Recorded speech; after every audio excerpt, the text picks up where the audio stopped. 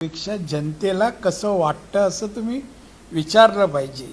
ज्या कुठेही अशा प्रकारच्या सुखसोयी नाहीत, अशा सुखसोयी सिंधुदुर्गासाठी आहेत।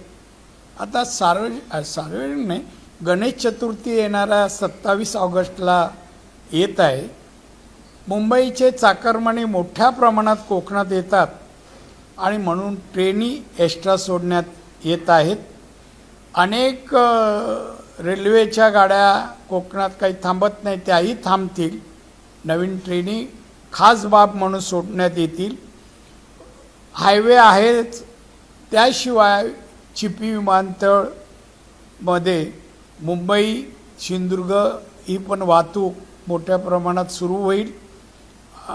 त्याप्रमाणे येणाऱ्या कॅबिनेटला प्रस्ताव पास होऊन सवलतीच्या दरात सिंधुदुर्गात येणाऱ्या विमानांना पेट्रोल मिळणार आहे।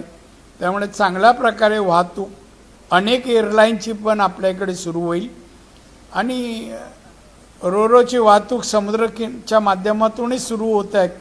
कमीत कमी वेळात सिंधुदुर्गात मुंबईकर येतील, चाकरमानी येतील आणि गणेशाची पूजा करतील। या सगळ्या सुखसोयी, सगळे व्यवस्था आणि अनेक गोष्टी होत आहेत, किल्ल्यावर होत आहेत। काय पाण्याच्या धबधबा एक टुरिझम म्हणून पाण्याच्या धबधब्यावर सुखसोयी केल्या जात आहेत। एकंदरीत सिंधुदुर्ग जिल्हा महाराष्ट्राच्या नकाशावर एक विकसित जिल्हा, प्रगतशील जिल्हा आणि पर्यटन जिल्हा म्हणून नावारूपाला येत आहे।